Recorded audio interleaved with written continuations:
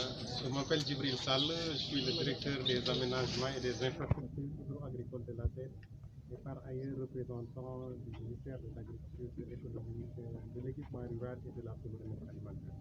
Alors, quelle est la teneur en tout cas de quel projet pour le gouvernement? Bon, permettez-moi en tout cas au nom du gouvernement et précisément du ministère de l'Agriculture, vraiment de remercier le partenaire, en l'occurrence la FAO, pour son accompagnement de manière générale de l'État dans sa politique de développement, mais particulièrement dans sa politique agricole. Donc, cet accompagnement a permis à l'État de mettre en œuvre plusieurs projets et d'atteindre des résultats probants, dont ce projet NOWAT, mieux connaître l'eau, pour un accès plus équitable et plus durable aux ressources naturelles, pour une sécurité alimentaire. Donc, l'atelier d'aujourd'hui était un moment de présenter les résultats du projet dont le lancement a été fait depuis novembre 2019.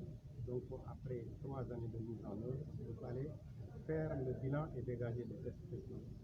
Globalement, c'est des résultats très satisfaisants que nous avons et qu'il va falloir capitaliser. C'est essentiel, comme vous le savez tous. Tout projet a une durée de vie donnée.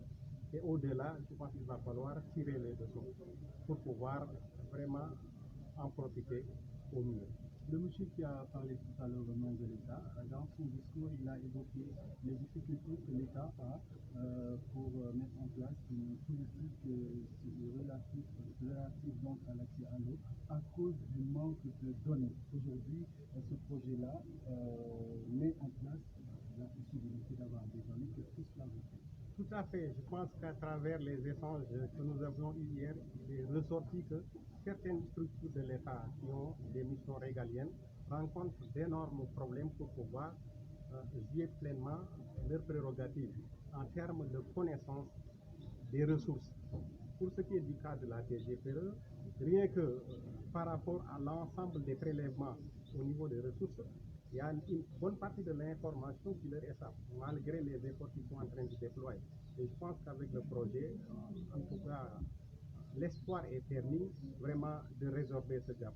Du côté de la SAED également, il y a eu un accompagnement assez intéressant qui nous a permis de faire, en tout cas, une estimation de l'évapotranspiration avec beaucoup plus de précision. Il y a une base de données géospatiale qui a été mise en place avec une résolution beaucoup plus faible au niveau de notre zone d'intervention, ce qui nous permettra à terme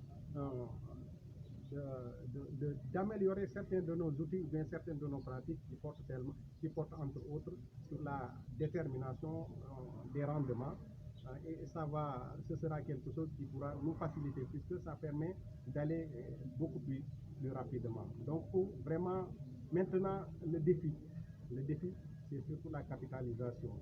Mettre en synergie les structures qui étaient impliquées. Il y a la SAED, il y a la DGPE, il y a le CNCR également qui était impliqué dans la mise en œuvre du projet. Maintenant, le défi, c'est de capitaliser et surtout de mettre en synergie. Il y a, à travers les différentes présentations qui ont été faites, une nécessité peut-être que ces structures mettent en synergie leurs efforts pour pouvoir ensemble, en tout cas, arriver à bout de certaines contraintes. Voilà,